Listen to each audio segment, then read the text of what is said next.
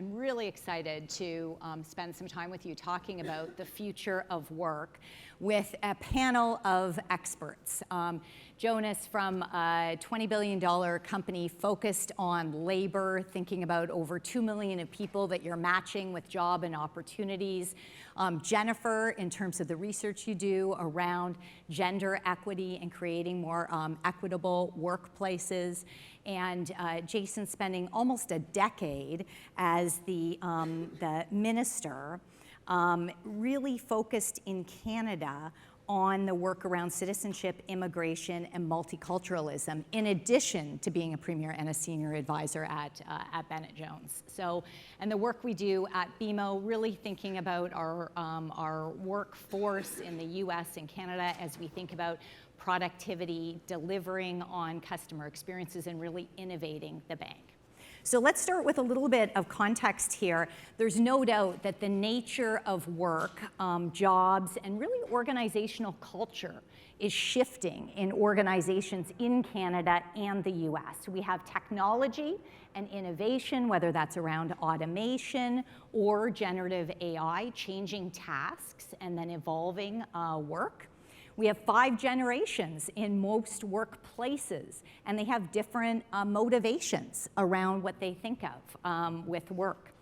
As we heard earlier this morning, there is some lack of trust in leadership in institutions.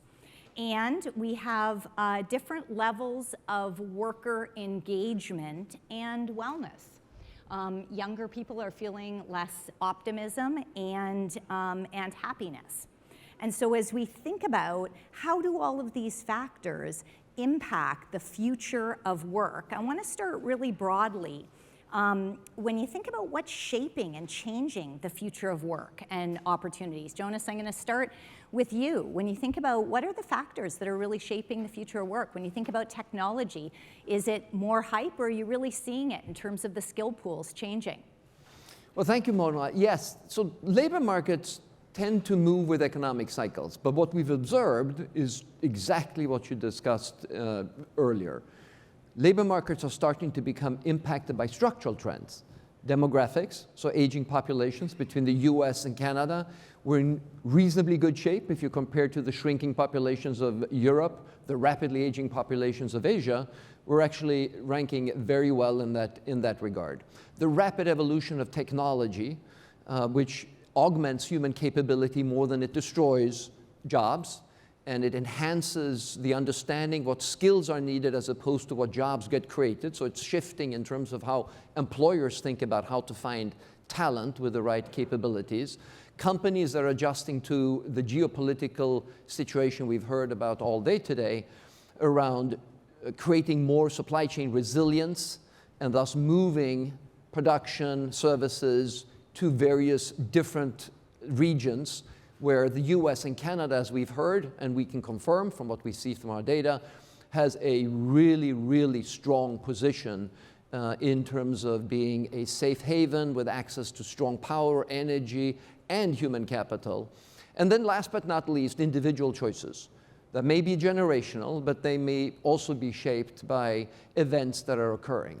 And all of this to say that, you know, the US and the Canadian labor markets are cooling right now, but they're cooling from high levels of employment and are still very resilient. Now, part of the reason they are so resilient is that, you know, you heard a number of our presenters talk about strong government activity and investment. Government spending is really infusing funds and resources into the economies and are propping up labor markets, maybe to a greater degree than we've seen in decades.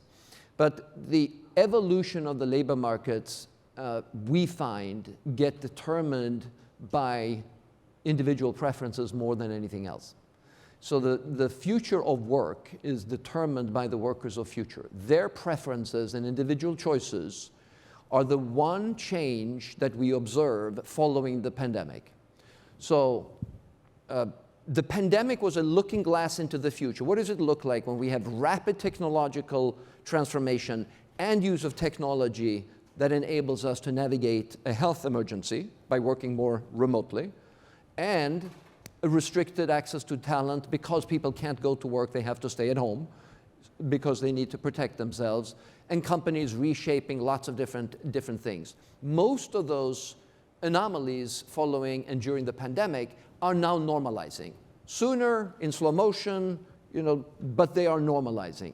The one area that is still not where it was prior to the pandemic is the preference of individuals and how they engage with work. So this notion of remote working, which for all industrialized countries affects about 40%, which is the knowledge worker composition of the workforce. 60% are not knowledge workers and have to be close to the manufacturing site or the service delivery points. 40% can't take advantage of it. They have clearly made choices that this is a benefit. This is not an emergency solution. This is their way of life. And I expected this to move back to more on-site over time. And today, I think the median is about 3 days of remote working.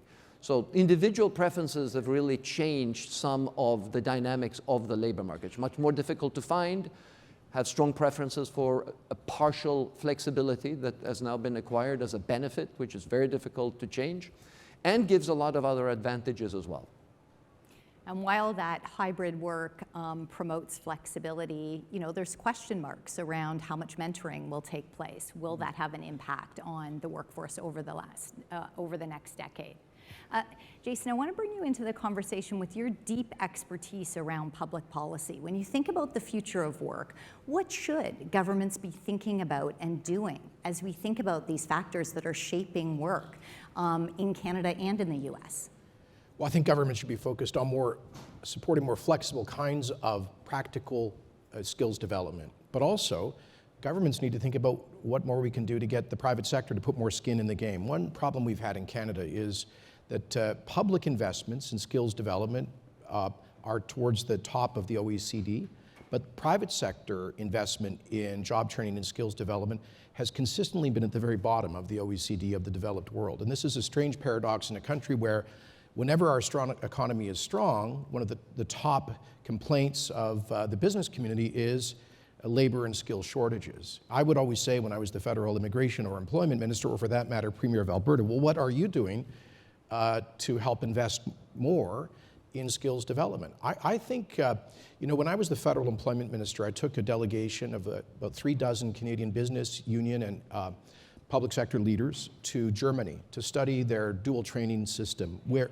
2/3 of young Germans at about the age of 19 get a trade certificate, which is not like an academic university degree, but has the same status, the same prestige, the same social recognition from unions, employers, governments, parents, as an academic degree. They get this in one of 350 apprenticeable trades. And it seems to me the private sector, when it's running skills development programs like that, is much more nimble, much quicker to adapt new technologies, including, for example, AI, and much less rigid than the North American model, certainly the Canadian model, which tends to be four-year degrees, publicly funded, publicly administered institutions. So I think trying to move the curve more towards demand-driven, private sector delivered, and that should include, but when I say private sector, that includes union training shops, not just companies, because they are more in the marketplace, in the skills, in the labor marketplace, more connected to what the labor market actually needs. So I think incentives in that direction would create a more nimble and more responsive skills development system. I think this focus on skills that you've highlighted means really having a sense of what skills do we need in the workplace. And then it sounds like partnerships between corporations, educational institutions, and governments around creating the right framework to make sure that we have the right supply of labor with those skills. Yeah, and the funding has to be smart about this. And in Alberta, I know other provinces have tried to do this. We've modified our a subsidy or a funding formula for post-secondary institutions to try to focus more on programs which partner with the private sector and which have higher labor market outcomes. But the governments will never have adequate information to predict exactly where the labor market is going 5 or 10 years down the road. But more informal training, more micro-credentials, more experiential learning, more apprenticeship programs.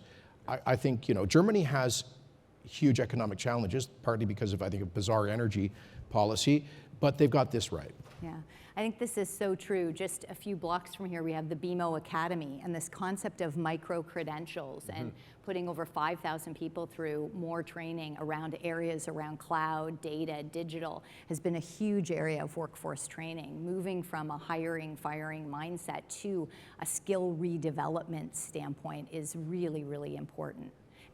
Jennifer, when we think about this shift and how to ensure that really leadership is creating inclusive workplaces to drive that kind of engagement, tell me a little bit about your perspectives as you see the future of work.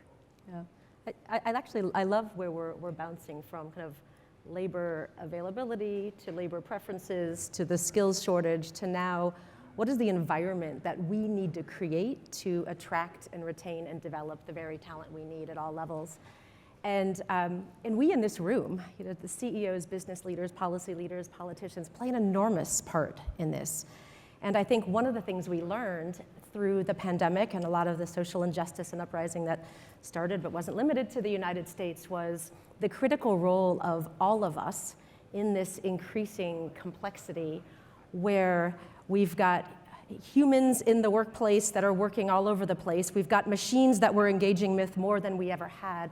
How do we as leaders need to lead? And this idea of empathy being the 21st century, what I call power skill, because I don't like calling them soft skills, has become increasingly important.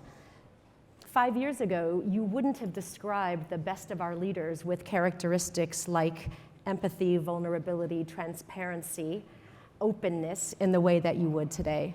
So I think the first thing I would say is how are we as leaders leading with that empathy that is required of our labor at all levels in this complex time? The second thing I would say is how are we embedding diversity, equity, and inclusion practices into the actual business? And I'll talk a little bit more about that in a moment, but going back to empathy, I just want to highlight a study that Catalyst recently did. We actually did it in partnership with Accenture. I believe Accenture is in the house.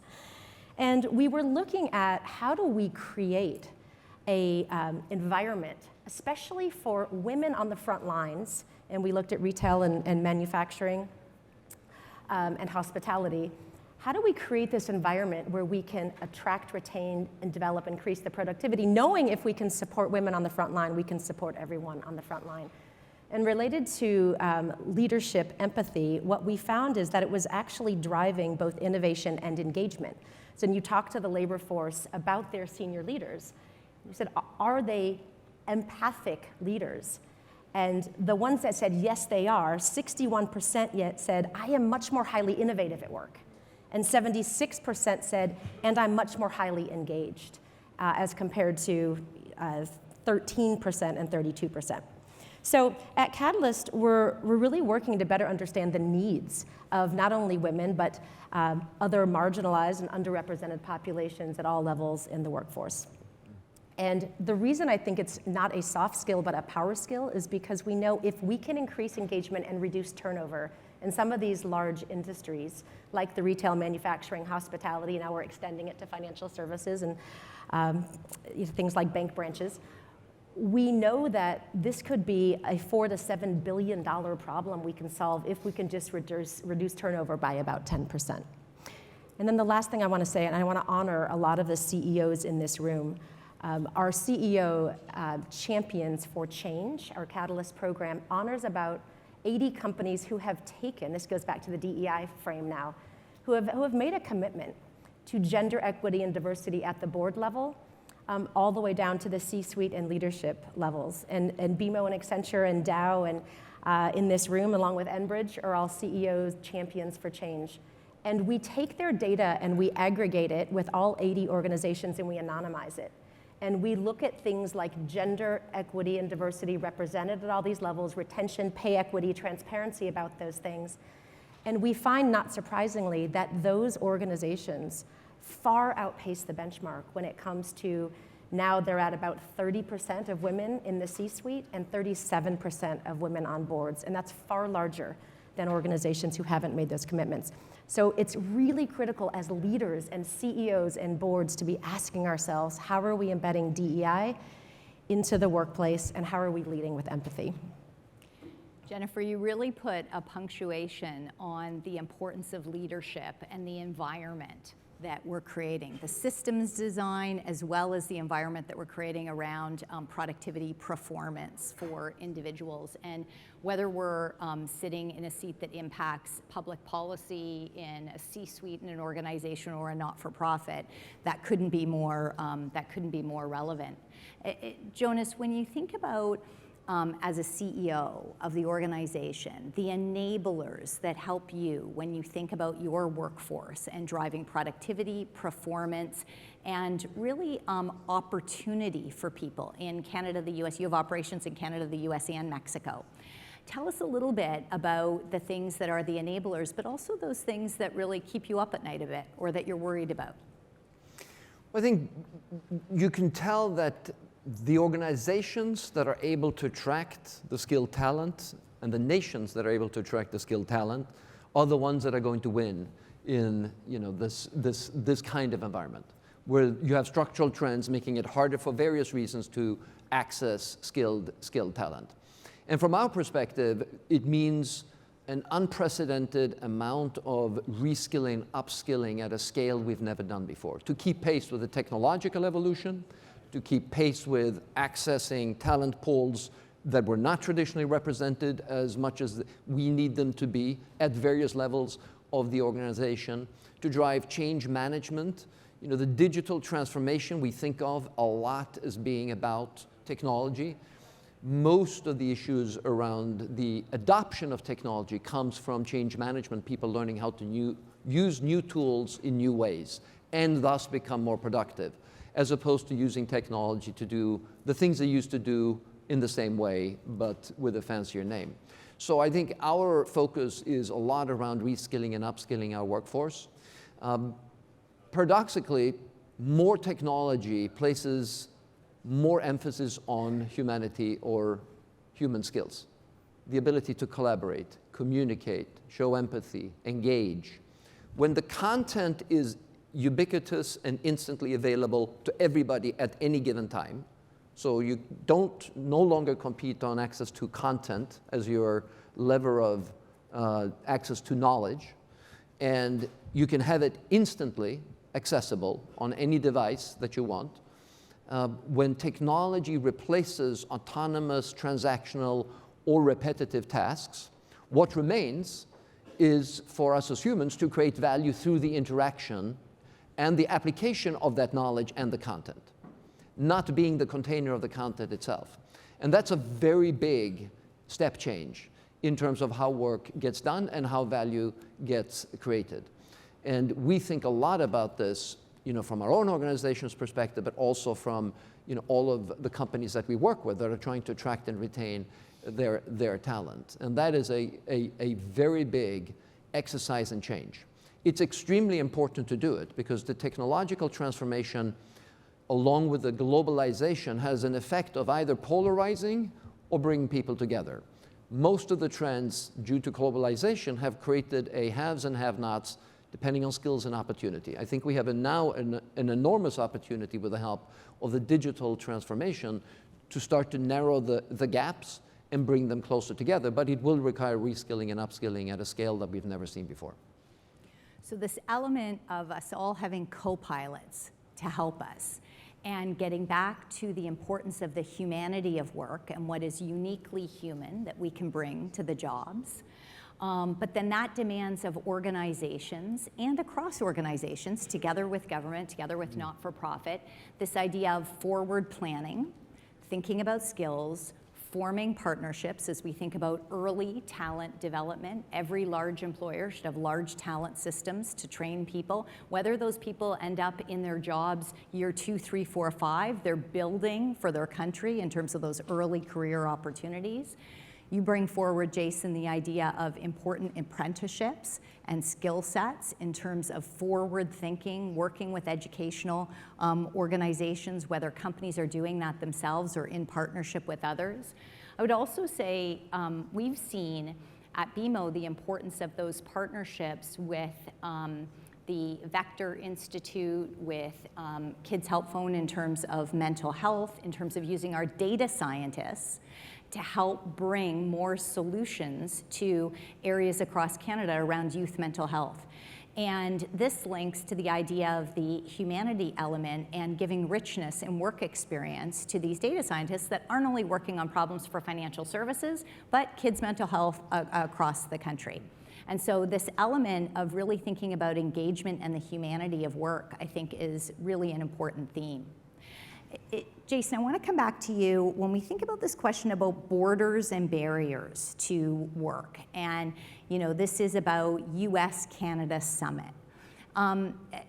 Give us a little bit more from your perspective when you think about the policy elements or the elements that we should be thinking about across broad labor questions when you think about the two countries together.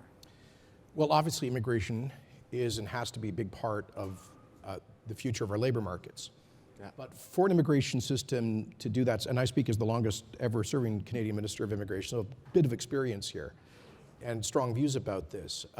For the immigration system in either of or both of our countries to serve that purpose, you have to have an immigration system that demonstrably works for the host country as well as for newcomers, which maintains sustainable public support by helping to increase living standards, and a system which is characterized by integrity and rigor.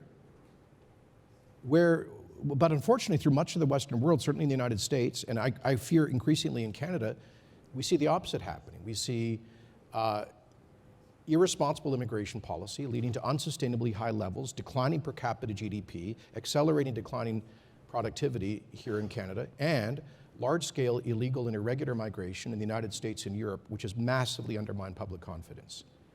That leads to all sorts of dangerous, negative, downstream political consequences. This concerns me a great deal. I'll be very blunt. We're supposed to have a frank conversation about Canada-US.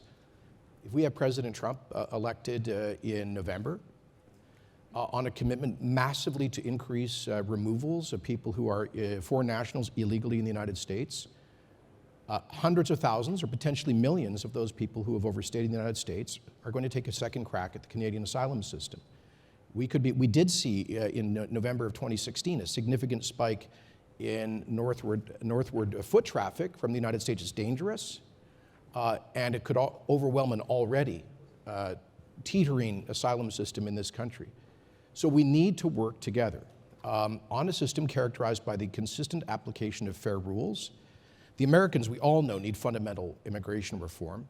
They need a proper selected economic immigration program, but they can't get to it until they have border integrity.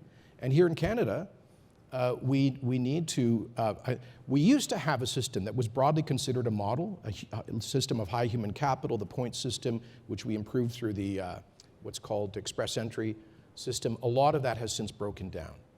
I appreciate some of the recent efforts by the federal government to get control of the temporary resident streams, the foreign student, the sort of second and tertiary tier of foreign students that were encountering massive abuse. But we need, when it comes to immigration, to be hard-headed and soft-hearted. You have to balance compassion with the selection criteria and integrity, which you know leads to higher levels of productivity, higher levels of GDP, public support for immigration. I'm concerned we're not there right now. Hard-headed, soft-hearted links a little bit to empathy. When you think about both the logic and the empathy around thinking about immigration, there's no doubt the concept of immigration on both sides in both countries, and how does that fuel skill development, and how does that create a supply of workers that we need going forward, for sure. Jennifer, I want to come back to you for a moment. When you think about, you mentioned the importance of empathy and leadership and the role leaders really play around creating this environment to solve these challenges and to really deal with the future of work as we're thinking about prosperity, productivity, and having more winners than losers as we're going through this process as we think about the workers in both countries. When you think about those leadership aspects that really help around creating that kind of environment, tell us a little bit more about what you see and what Catalyst sees around the importance of what that good leadership looks like.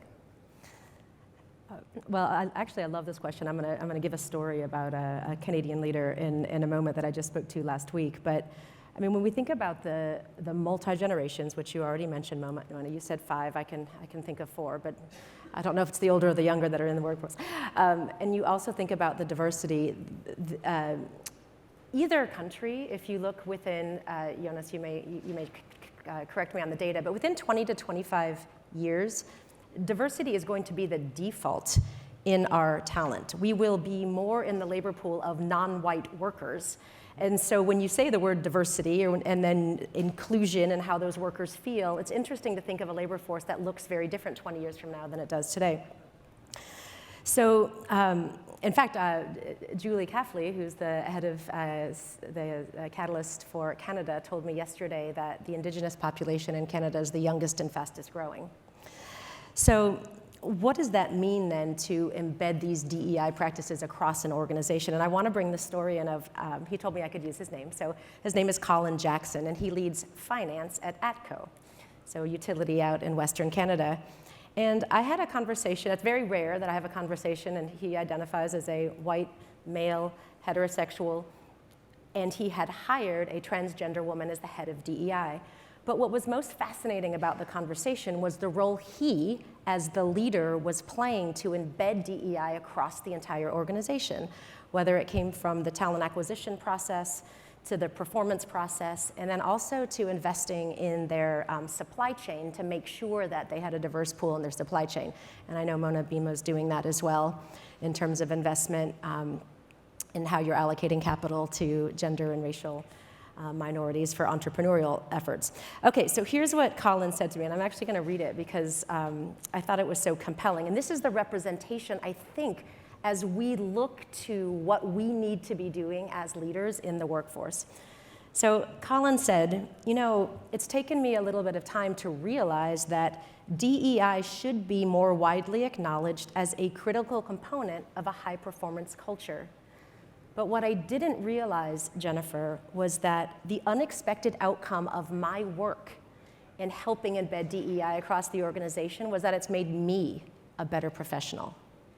He said, expanding my knowledge outside my core professional and technical capability helps me see other perspectives that have made me a stronger executive and a better decision maker. And I love the frame. I was in the elevator, and the group from Illinois, and they were a group of white men and me in the elevator, and they said, you know, what about us as white men? And I said, we cannot do this without you. You are 90% of the CEOs, you are 75% of the C-suite. For us to create the diverse and inclusive environments we all need, we need all of us working together. Yeah, and really ensuring that those environments are creating conditions of performance to get the most from workers across. Jonas, I want to come back to you for a moment. When you think about the strategies that businesses need to employ, when you think about retaining talent, attracting and retaining talent, but also keeping talent in North America, as we think about it, tell us a little bit from your perspective and what you see across all of the employers that you deal with at Manpower.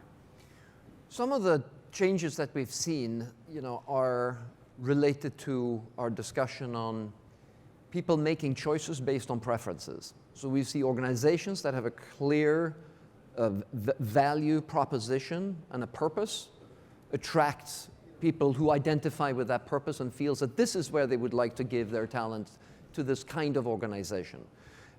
We also see the notion of remote working in greater degrees of flexibility as being very important. So of course, you know, the right salary in the right market, the benefits that are market, those are all, you know, entry level. You know, unless you're competitive on that level, it's very difficult to attract and retain the talent. But where we can see employers making a big difference is how they choose to engage with 5 generations in different ways. So menu-based benefits that are, you know, more personalized, so mass customization of benefits, the notion of purpose and what values an organization stands for. So whether, you know, you feel it's an inclusive environment, are there people like me here? And I very much like your comments, Jennifer, on Carl. You know, sometimes we get lost in this aspect of DEI. It's the right thing to do, and it's the only reason we do it. It's a business strategy. In the world and the way it's changing, if you're unable to attract talent from all kinds of talent pools, that you may have had before or you didn't have before, it's a competitive advantage. So having more women participate proportionally in your organization will give you a competitive advantage. More people of color in that organization will give you a competitive advantage because you're attracting talent pools that are going to be very important for you as you're trying to execute and accelerate the execution of your business strategies. So I would say that the idea around flexibility and benefits that help people develop their skills, they don't expect lifetime employment. But what the employer promise has to be is come to me and you will acquire more skills that will make you more marketable in your next job, which we hope is in our organization, but if it is somewhere else, you know you will have better skills leaving our organization than you had coming in. And just as Jason described, you know, this is something that's going to be very important for organizations. We've seen a huge shift over the last 7 years in terms of what companies and organizations are willing to do to retrain and provide upskilling and reskilling opportunities inside their organizations to retain their talent. And we know the talent looking at organizations as well as staying in organizations do that on the basis of, I have an opportunity to enhance my skills, which will make me more marketable inside this organization or outside of this organization. And that's what provides me confidence in my future employability. Yeah. And Jonas, I'm going to push just for a moment on one of the first pieces you talked about around hybrid work. There's no doubt coming out of the pandemic, more hybrid work, it creates labor market opportunities in cities and towns where you couldn't get a certain job. Now that job is flexible and you can. That creates opportunity across the US and Canada. It creates opportunity for people that value that flexibility.